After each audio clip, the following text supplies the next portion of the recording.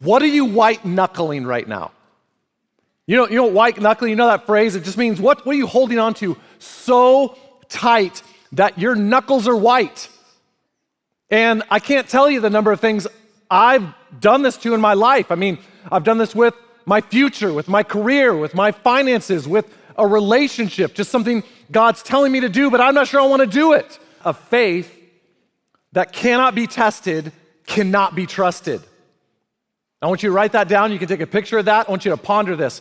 A faith that can't be tested can't be trusted. Temptations are designed to trip you up to fail. Satan tempts.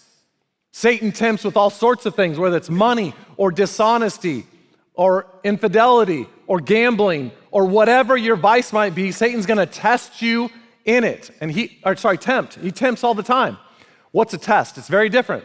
Tests are designed to strengthen you to grow. And God oftentimes will test, never for you to fail, only for you to succeed and grow. When we are tested in our faith, it's like going to the gym. It's like you break down the muscles so they can grow back stronger. When we are tested at times, God is doing that because he wants to grow our faith and he wants us to become mature and complete, not lacking anything. Now here's the second thing we learn from Genesis chapter 22. God often tests what we're tempted to put in his place. So something right now, look at this, something is on the throne of your life. It is the most important thing to you. And if it's not God, God doesn't want to be first because he's narcissistic or he's got some like superiority complex. He wants to be first because he knows the only way your life works is when he's on the throne, nothing else. What is the very first of the 10 Commandments?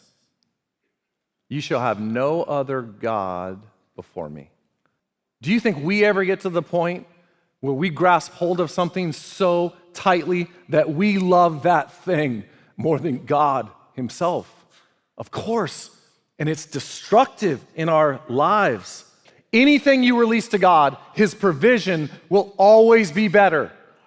God had bigger plans for Abraham, and he just wanted him to release those to me so I can provide you the provision that is so much better. The ultimate point of this story, come on, is not that God would ask you to completely sacrifice what you love the most.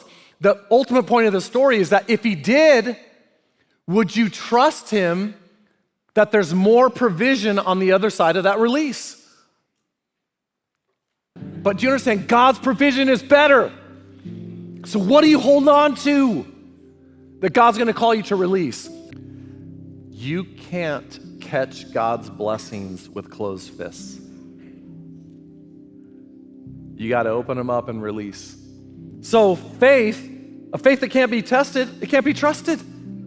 You may have a faith that's being tested right now, and then God often tests what we are tempted to put in his place. And that may be the thing you have in your mind right now that you identified earlier. But here's the blessing. Anything you release to God, his provision is always better.